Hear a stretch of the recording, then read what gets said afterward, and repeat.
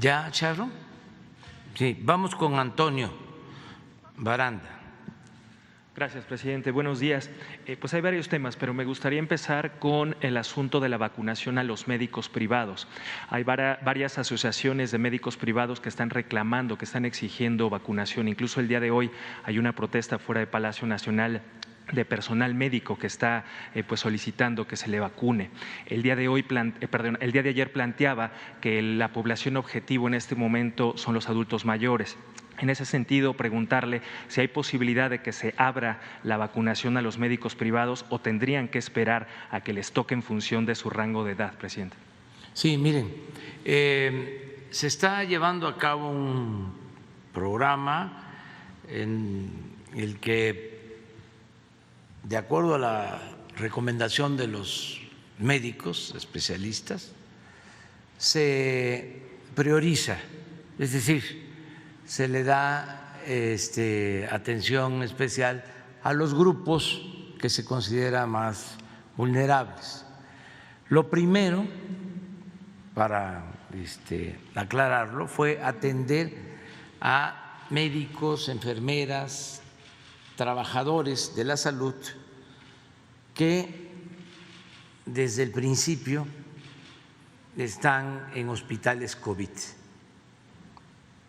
Ese fue el primer grupo a proteger, los que están salvando vidas, arriesgando sus vidas, porque al inicio, cuando no teníamos la vacuna, desgraciadamente, algunos de estos médicos, enfermeras, perdieron la vida. Entonces, eso es lo primero que se hizo.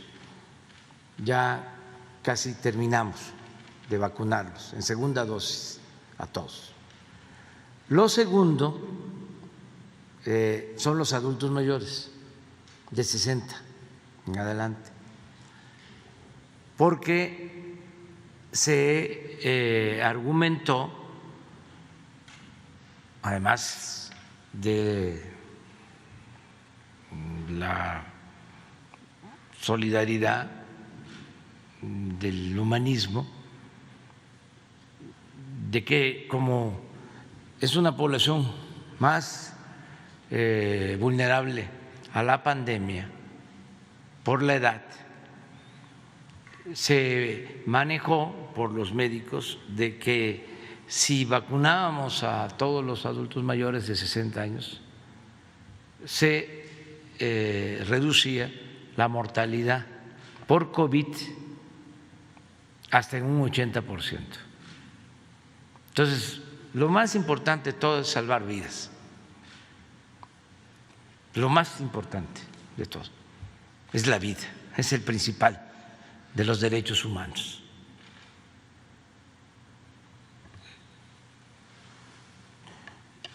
Terminando con adultos mayores, vamos a destinar como una semana, 10 días, a vacunar a todos los trabajadores de la educación, a todos. Y estamos analizando el hacerlo con la vacuna CanSino, que es una sola dosis. Estamos pensando en un universo de más de 3 millones de trabajadores de la educación, tanto de escuelas privadas como de escuelas públicas, no solo maestras, maestros, sino todo el personal que tiene que ver con un centro educativo. Esto pensamos que se inicie del 15 al 20 de este mes, porque consideramos también que vamos a terminar de vacunar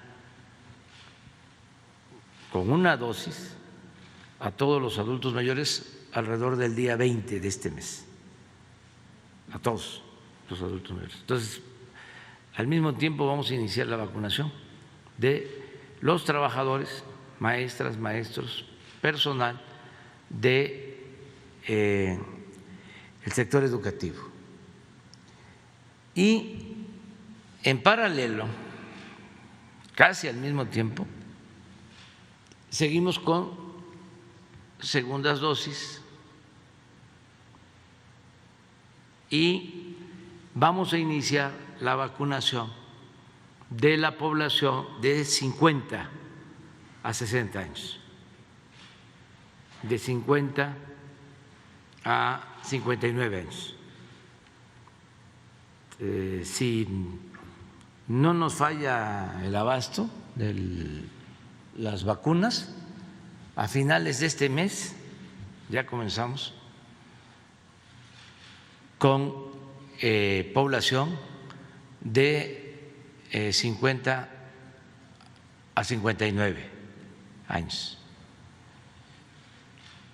Y de inmediato, terminando, porque calculamos que son 13 millones, pero ya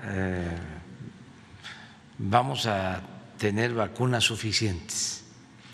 Terminando con este sector de población, bajamos de inmediato de 40 a 50. Entonces, yo entiendo la demanda de los médicos, no la tiramos al cesto de la basura, pero tenemos ya una estrategia que consideramos nos va a ayudar a todos. También que quede muy claro para que no haya manipulación. La vacuna se aplica de manera universal. No interesa que los médicos estén en hospitales privados o que los maestros den clases en escuelas particulares. No, es para todos. Es un plan que se aplica con el principio de igualdad. Aquí no se le da preferencia a nadie,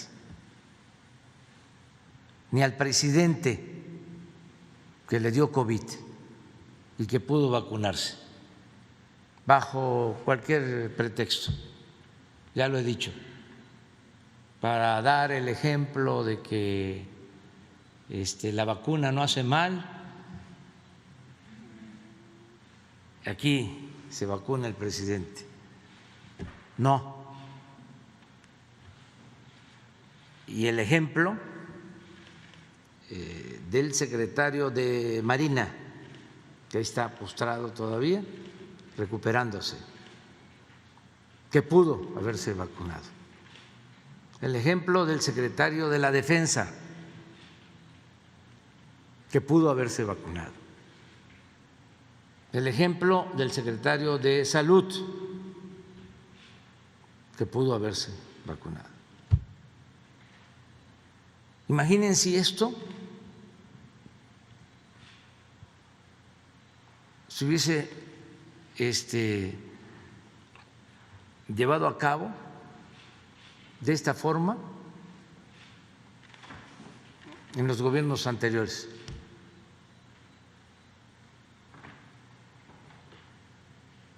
Hubiese sido un desorden, pero además se hubiese marginado a los pobres, a los desposeídos, a los que no tienen influencias, a los que no tenían voz, no eran escuchados. Entonces esto es distinto, es vacunación universal, ordenada y gratuita. Desde luego vamos a apurarnos, porque si ya vamos a comenzar pronto con maestros, y aquí también aclaro de que necesitamos tener vacunados a los maestros porque urge el regreso a clases presenciales. No nos podemos olvidar de eso. Presidente, entonces… No podemos dejar a niños en estado de indefensión o bombardeados día y noche por mensajes de aparatos electrónicos cuyos contenidos van orientados al individualismo, a la violencia. Además, la escuela es socializar la relación de niñas, niños, es el segundo hogar. Entonces ya necesitamos regresar a las clases presenciales. Entonces, y apurarnos para que a todos nos toque. Hasta ahora tenemos garantizado el abasto, se logró, eso no se toma en cuenta por nuestros adversarios, pero no fue poca cosa el que en este tiempo corto se haya logrado que 2 plantas estén envasando vacunas en México. Digo, 2 farmacéuticas, que estemos envasando AstraZeneca y que estemos envasando precisamente CanSino. ¿Por qué vamos a utilizar la vacuna CanSino para maestros, que es una sola postura o una sola inyección, una sola dosis? Porque la producimos aquí, ya tenemos el calendario de entrega de esa vacuna, estos 3 millones de dosis nos van a empezar a entregar esa vacuna para maestros a partir del día 17 de este mes, y vamos a tener un poco más de 3 millones para el día 9 de mayo. Presidente, entonces eso es muy importante. ¿Está descartado definitivamente la apertura de un proceso de vacunación para el personal médico privado? No, porque si te digo está descartado, ese va a ser el titular de Reforma de mañana. Pero entonces van a tener que esperar. Que nos esperen. ¿Hasta que les toque por edad? Hasta que nos toque a todos. Entonces sí está descartado. No, bueno, esa es su interpretación. Póngalo así. Pero yo lo explico de que va poco a poco. Con el Reforma no podemos, porque el Reforma está muy enojado con nosotros. Además, eran muy influyentes los del Reforma. El Reforma se origina en Nuevo León. Ahí hay un periódico muy influyente que se llama El Norte. Con ese periódico los dueños del Reforma ponían gobernadores, y por eso le ha ido muy mal, lo lamento, al pueblo de Nuevo León, porque han tenido puro gobernador mediocre y ladrón. Pero el Reforma los promueve, no el Reforma, el Norte. Es que antes y todavía medios de información en los estados decidían sobre la vida pública. Ahora el Reforma quiere a un candidato el norte está apoyando a un candidato en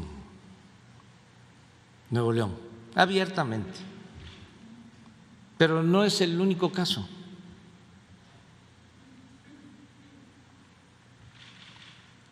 Entonces,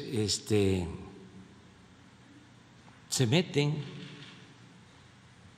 a la cuestión política electoral y tienen diferencias con nosotros. Entonces, lo que tú me preguntas, que además tienes todo el derecho de hacerlo,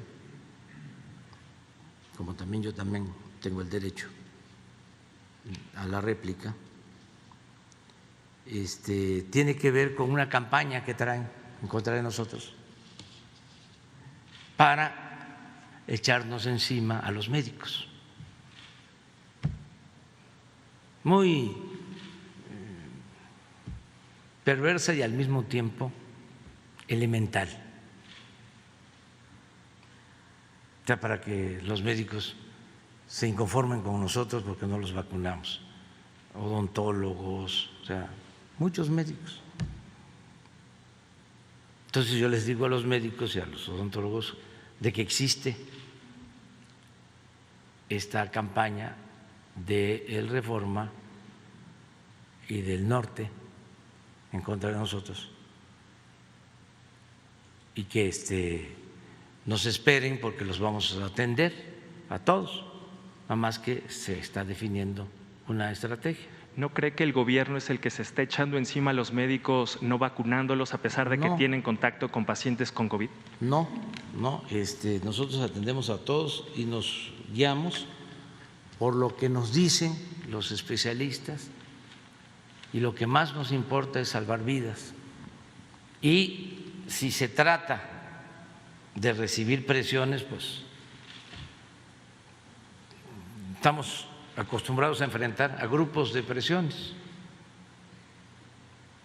O sea, lo más importante es estar bien con uno mismo, con nuestra conciencia.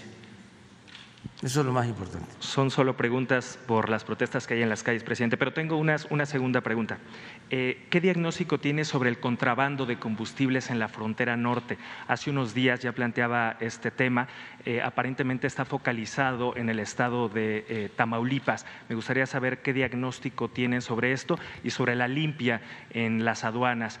Hace un año se destituyeron al menos 10 mandos y administrativos de las aduanas y hasta el momento no ha habido pues castigos para estas personas. ¿Cómo va esta limpia en las aduanas, presidente? Sí, con la llamada reforma energética, lo expliqué aquí en una ocasión, se entregaron permisos a diestra y siniestra para la importación de gasolinas y de combustibles.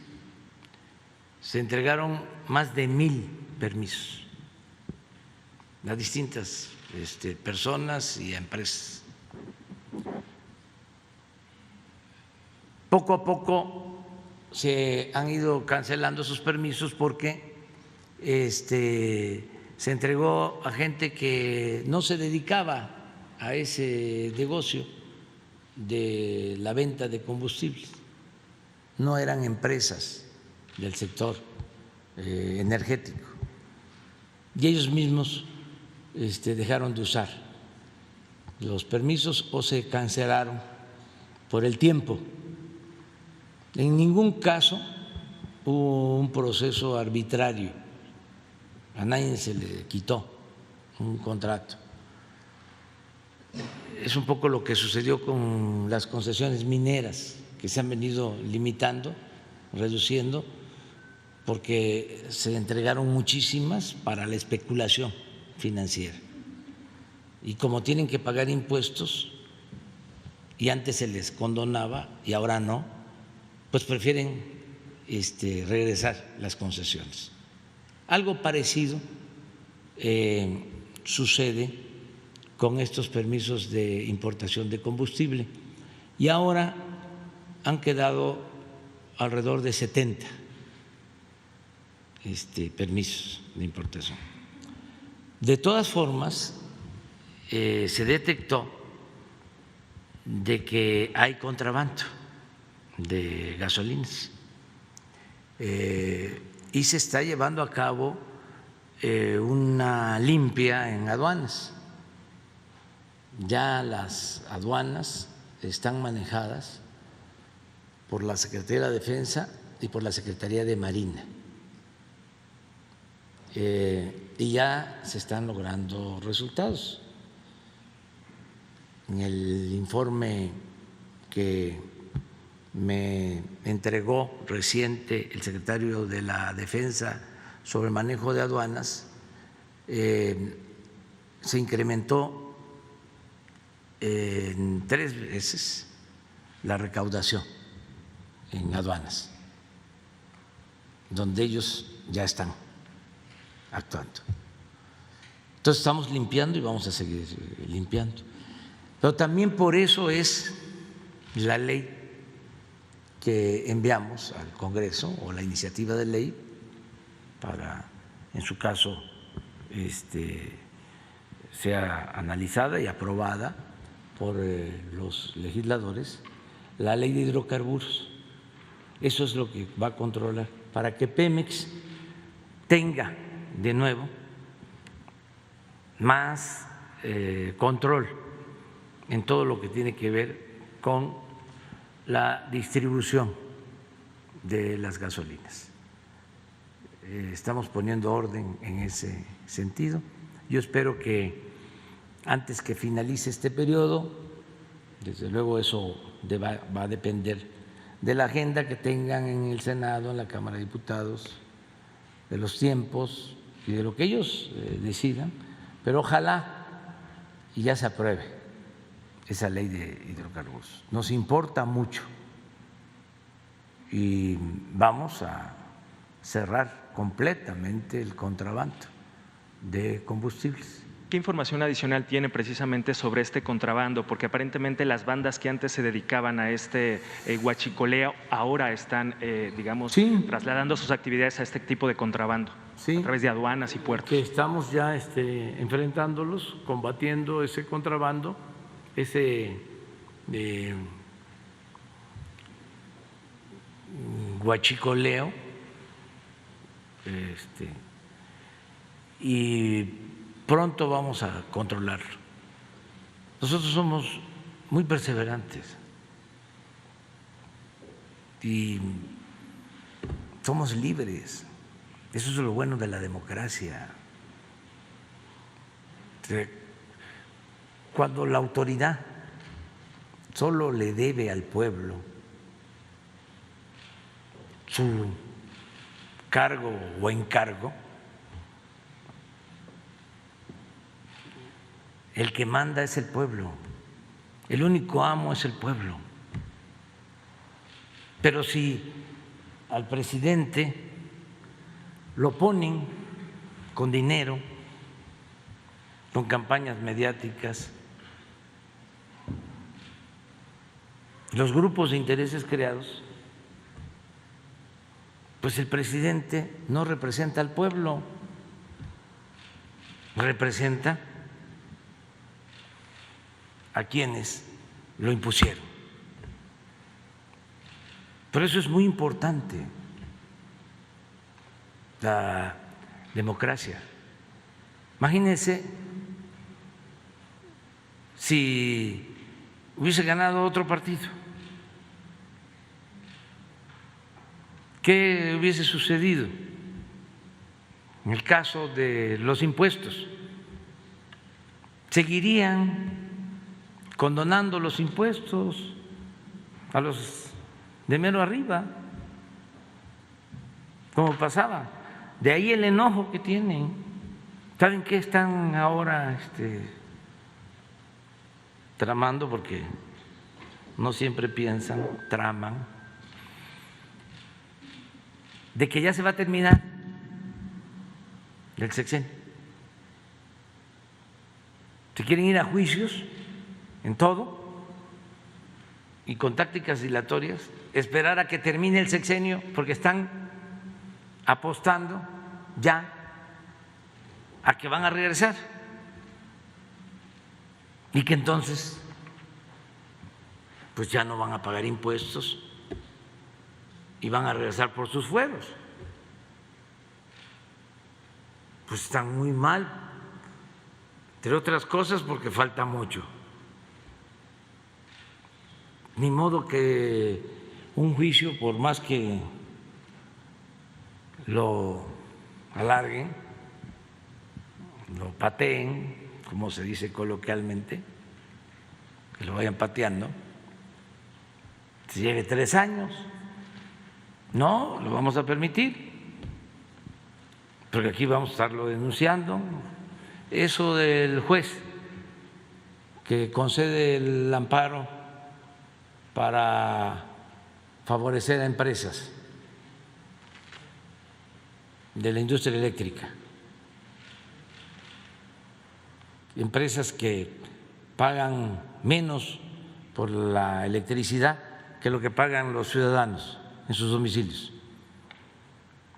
Pues sí está bien, ya se concedió el amparo, se respeta, pero ya se envió ayer por parte del Senado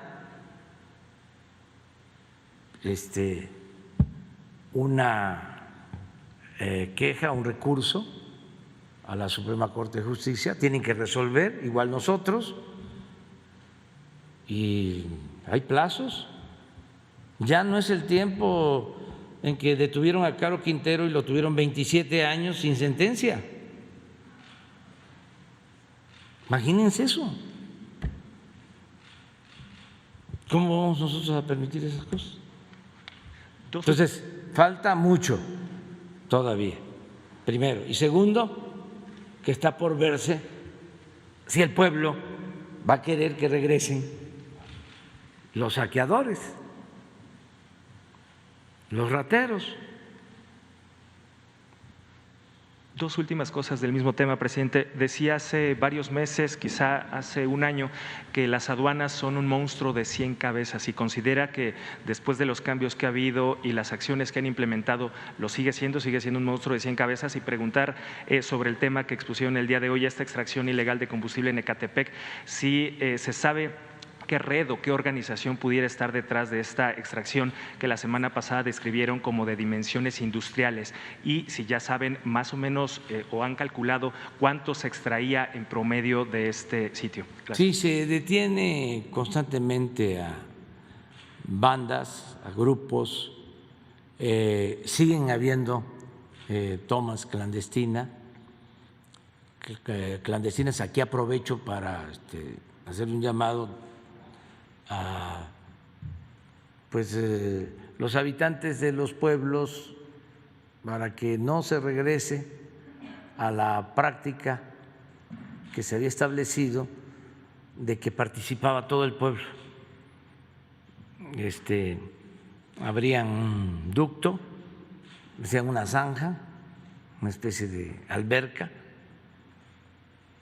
y los jefes de las bandas o los que se dedicaban a estos ilícitos sacaban pipas, ¿no?, de gasolinas, y a la gente les permitían recoger o llenar algunos bidones, ¿no? Esa era la práctica. Por eso este accidente tan lamentable de Hidalgo, que todavía me duele. Entonces, eso ya se logró detener, o sea, ya no se da. Ojalá y eso no regrese, pero siguen habiendo tomas clandestinas, nada más que ahora son bandas, o sea, grupos. Ya no se cuenta con el apoyo, la participación de la gente, de los pueblos. Muy pocos son los pueblos que protegen eso, porque antes lo hacían y se justificaban hablando de que el gobierno se dedicaba a robar y que nunca se preocupaban por el pueblo. Ahora es distinto. Y ellos saben que nosotros no permitimos la corrupción de nadie y que se está ayudando como nunca al pueblo. Que todo lo que conseguimos, que todo lo que tenemos de presupuesto es para el pueblo. Todo se le transfiere al pueblo. No se queda nada en manos extrañas ni en el aparato burocrático. No hay lujos en el gobierno, todo es para los más necesitados, para los más pobres. Entonces, eso lo entiende la gente porque no son palabras, son hechos. A veces nuestros adversarios dicen, ¿cómo es posible que estamos dale y dale, ¿no? Pongan la radio aquí, en la Ciudad de México, los noticieros, súbanse a un carro, ustedes que viven aquí, entonces pongan un programa de radio y luego le cambian a otro y siempre es un cuestionamiento a nosotros, es un bombardeo día y noche. Pero hagan el ejercicio. Estoy hablando de la radio, que se escucha mucho porque se usa mucho el automóvil. Bueno, entonces dicen nuestros adversarios, ¿cómo es posible que no se caiga, que siga teniendo apoyo de la gente? Pues es sencillo, el pueblo no es tonto, tonto es el que piensa que el pueblo es tonto. Y como antes, como decían los tecnócratas, era una variable que no existía, el pueblo no existía, no era tomado en cuenta, y ellos se quedaron con esa idea de que el pueblo no existe, de que la política es asunto de los políticos, del círculo rojo. Entonces no alcanzan a internalizar de que la gente que sabía de que se robaban el dinero del pueblo, los gobernantes, o lo intuía, porque el pueblo tiene un instinto certero, ahora que está recibiendo lo que no recibía, pues no le queda la menor duda de que eran unos corruptos los que se fueron, ladrones. Entonces, ¿cómo la gente no va a respaldar al gobierno? Esa es la explicación. Entonces, tenemos que seguir combatiendo el huachicol. Hemos avanzado. A ver lo de hoy, porque todos los días estamos en esto. Y les voy a dar una información también adicional sobre este tema, que es muy buena tu pregunta. El de Pemex, el de robo de combustible.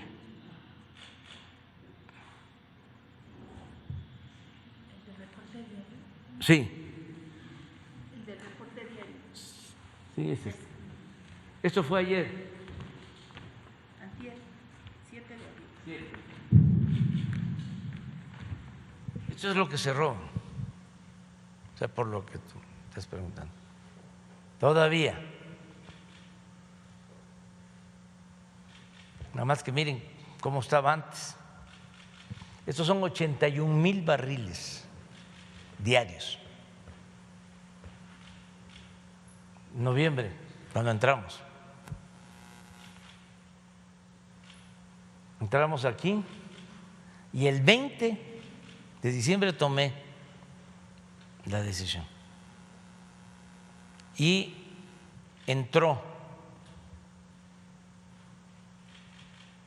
el Ejército y la Marina al cuidado de los ductos y se nos produjo una crisis, si se acuerdan, al principio, pero se controló. Esto fue a finales de diciembre, hemos logrado bajar en muy pocos días.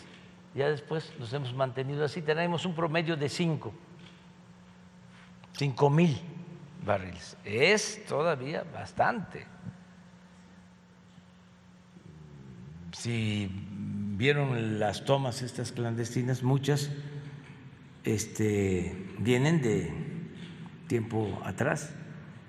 O sea, hay nuevas, pero hay otras que hablaban aquí de un predio que ya se había detectado desde el 2017 en Azcapotzalco. Entonces, ahí vamos. Y aprovecho porque esta conferencia nos ayuda a que la gente, que es muy buena, el pueblo de México es un pueblo bueno, trabajador, honesto, nos apoye.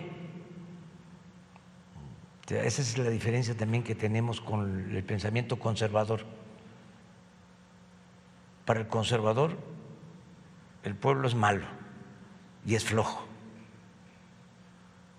Y si hay pobreza es porque la gente no trabaja. Ese es el pensamiento conservador.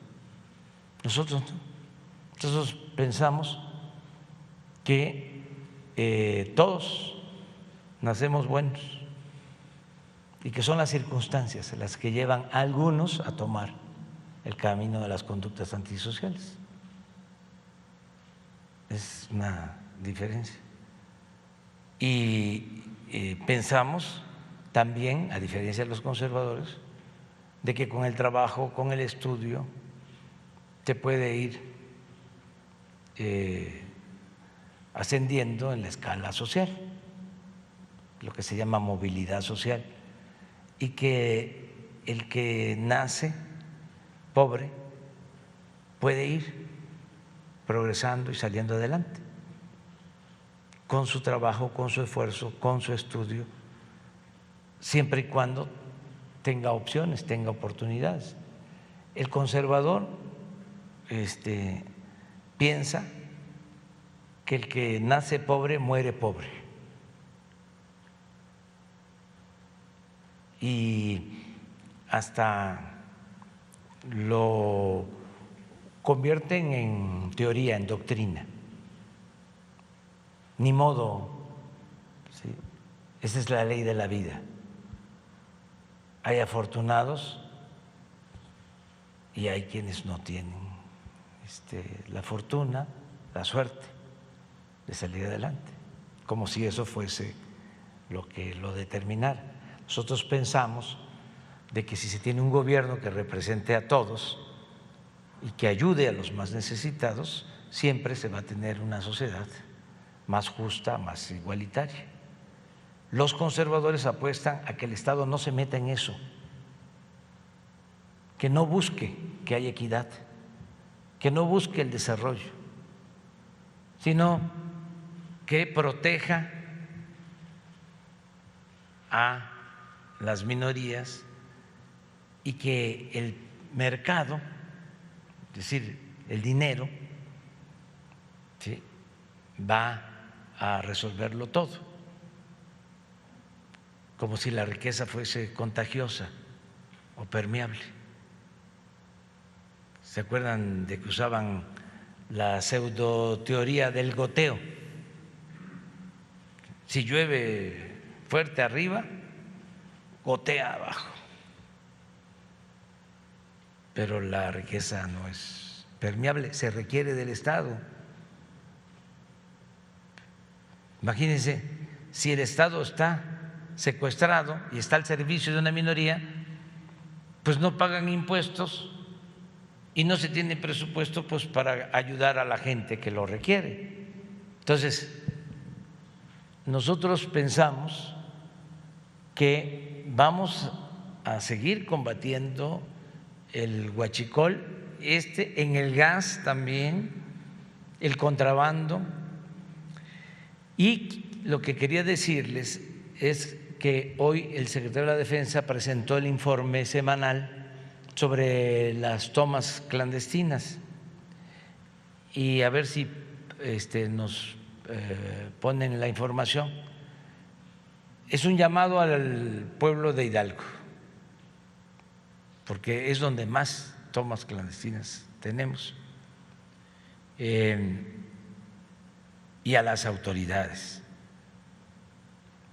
Y vamos a reforzar la vigilancia en Hidalgo en particular, porque van a ver las diferencias. Este es el informe de la semana. A lo mejor el secretario nos envía, ya lo tiene. ¿Cómo ven a los auxiliares? ¿Ayudan o no ayudan?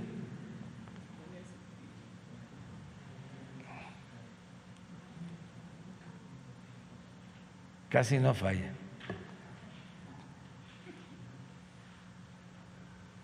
Miren, este es el reporte de tomas. Enero, febrero, marzo y lo que llevamos de abril. Estos son los litros de hidrocarburos que recuperamos. Pero miren esto, en la semana, del 2 al 8, 2 tomas en Tabasco, 10 en el Estado de México, 1 en Michoacán, 9 en Guanajuato, 2 en Coahuila, 4 en Nuevo León, 1 en Tamaulipas, 81 en Hidalgo. Entonces, vamos a reforzar ahí, pero informarle a la gente que nos ayuden.